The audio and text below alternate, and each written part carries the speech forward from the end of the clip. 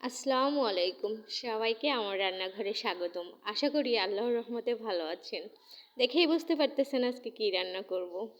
বৃষ্টি হবে আর খিচুড়ি খাবো না, তা হবে না, তা হবে না। আজকে আমি গরুর মাংস দিয়ে খিচুড়ি রান্না করব। তো এইখানে প্রেশার কুকারে রান্না করব, এই জন্য মাংসগুলো প্রেশার কুকারে দিয়ে নিচ্ছি।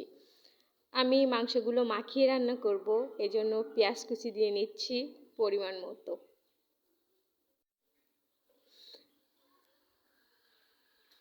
এরপরে এতে রসুন বাটা দিয়ে নেব, আদা বাটা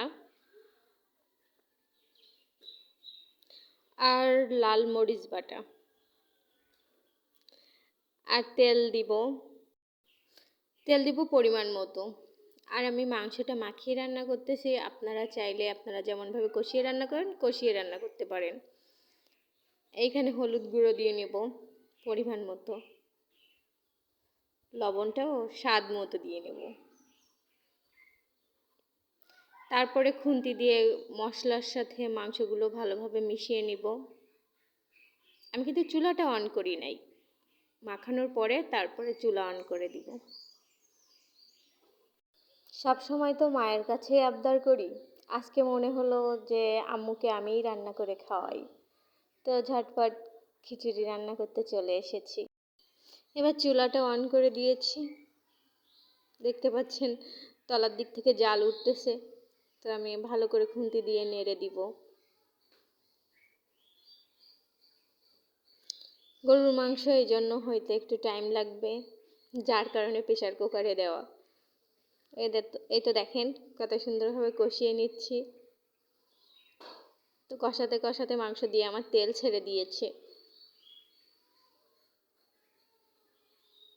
বাইরে কিন্তু প্রচুর বৃষ্টি হচ্ছে, আর আমি এখানে ফ্ল্যাশ অন করে ভিডিও করতেছি।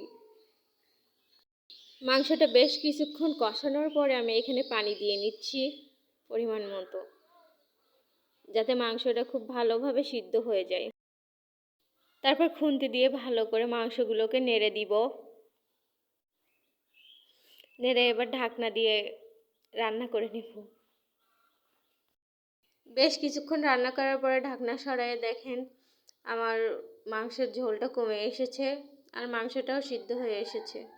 এ পর্যায়ে আমি জিরে মরিচ গুঁড়া দিয়ে দিব। তারপরে গরম মশলা গুঁড়ো দিব, দিয়ে খুন্তি দিয়ে ভালো করে নেড়ে দিব, যাতে মশলাগুলো মাংসের সাথে মিশে যায়। তারপরে মাংসগুলো আমি একটা পাত্রে নামিয়ে নেব। এই তো আমি একটা গামলিতে মাংসগুলো নামিয়ে নিলাম। ওই একই প্রেশার কুকারে তেল দিয়ে নিচ্ছি খিচুড়ি রান্না করব বলে। এখানে আমি এলাচ আর দারচিনি দিয়ে দিলাম, কয়েকটা তেজপাতা দিয়ে নিলাম। খুন্তি দিয়ে সুন্দর করে গরম মশলাগুলো ভেজে নিব। এরপরে পেঁয়াজ কুচি দিয়ে নিচ্ছি।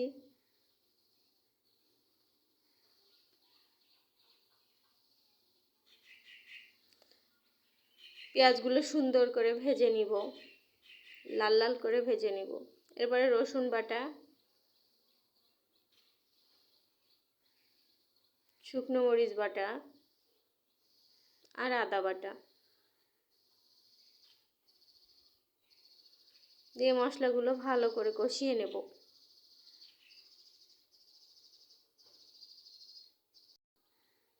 আমার একটু ভুল হয়েছে, প্রেশার কুকার থেকে মাংস নামিয়ে নেওয়ার পরে প্রেশার কুকারটা একটু ধোয়া উচিত ছিল।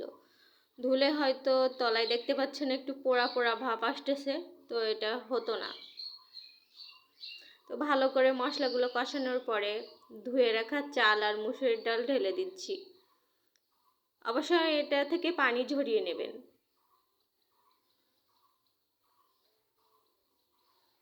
সুন্দর করে চাল আর ডালটা ঢেলে নিয়ে আমি ভেজে নিচ্ছি।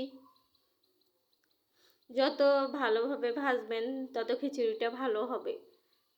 তো নাড়িয়ে চাড়িয়ে পেঁয়াজ, রসুন, আদা আর লাল মরিচের সাথে মিশিয়ে নিচ্ছি। আমার নাড়তে একটু অসুবিধা হচ্ছে, ওই যে বললাম না তলা থেকে একটু পোড়া লাগতেছে, এই জন্য। মাঝে মাঝে যখন ভিডিও এডিট করতে বসি মনে হয় যে জীবনের খারাপ অধ্যায়গুলো যদি ভিডিওর মতো এমনভাবে এডিট করে বাদ দিতে পারতাম। যাই হোক, সেটা তো আর হবে না। এর ভিতরে লবণ দিয়ে নিচ্ছি স্বাদ মতো। এরপরে হলুদের গুঁড়া দিচ্ছি।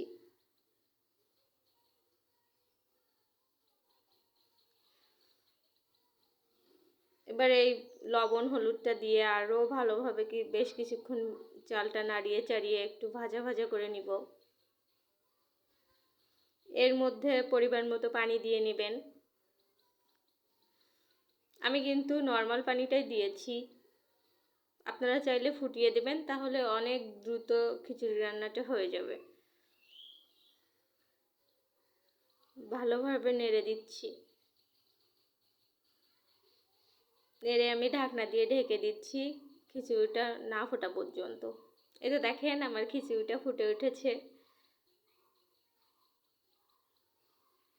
এর ভিতরে আমার রান্না করে রাখা মাংসগুলো দিয়ে দিব।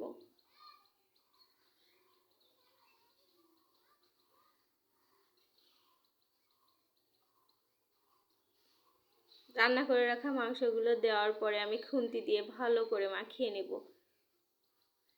নাড়িয়ে চাড়িয়ে।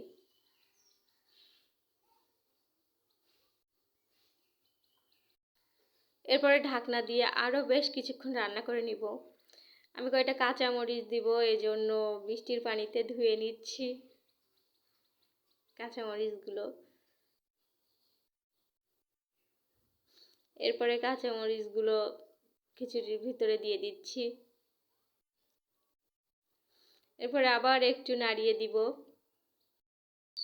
অনেকে আমার ভিডিও দেখে পিছনে অনেক বাজে মন্তব্য করেন, তো তাদের উদ্দেশ্যে বলছি, যদি আমার ভিডিও ভালো না লাগে তাহলে স্কিপ করতে পারেন বা না দেখলেও পারেন। নাড়িয়ে নেওয়ার পরে আমি ঢাকনা দিয়ে রান্না করে নিব। আমার অলমোস্ট রান্না প্রায় শেষ। তো ঢাকনা তোলার পরে দেখেন আমার খিচুড়িটা কিন্তু প্রায় হয়ে এসেছে। আপনারা চাইলে পানি একটু কম দিয়ে ঝুরঝুরা করে রান্না করতে পারেন, কিন্তু আমার এরকম একটু পাতলা পাতলা খাইতে ভালো লাগে, এজন্য আমি একটু পানিটা বেশি করে দিয়েছি। এরপরে আমি এতে অ্যাড করব জিরে মরিচ গুঁড়া,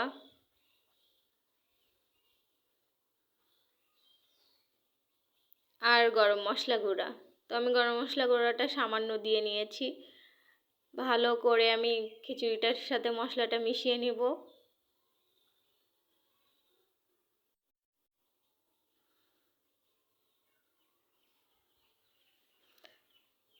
তো এই তো দেখেন আমার খিচুড়িটা হয়ে এসেছে।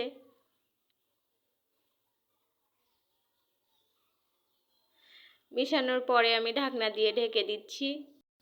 ঢাকনা দিয়ে ঢেকে দিয়েছি, কিছুক্ষণ পরে ঢাকনা উঠে নামিয়ে নেব। এটা দেখেন আমি প্লেটে নিয়ে নিয়েছি। তো আমি একটা ডিম সিদ্ধ নিয়েছি, আর এক টুকরা পেঁয়াজ নিয়েছি, আর এক ফালি লেবু নিয়েছি। আমার খিচুড়িতে লেবু পেঁয়াজ না হলে জমেই না। আমি ইউটিউবে নতুন, তো আমার ভুল ত্রুটি হলে ক্ষমার দৃষ্টিতে দেখবেন। আর আপনারা যদি সাপোর্ট করেন, ইনশাল্লাহ ভবিষ্যতে আরও ভালো ভিডিও দিতে পারবো। তো আমাকে সাপোর্ট করার জন্য আমার চ্যানেলটা সাবস্ক্রাইব করা লাগবে। আমার ভিডিওটা যদি ভালো লেগে থাকে তাহলে লাইক দিবেন। আর এতক্ষণ আমার বকবক শোনার জন্য আর আমার সাথে থাকার জন্য আপনাদের সবাইকে ধন্যবাদ।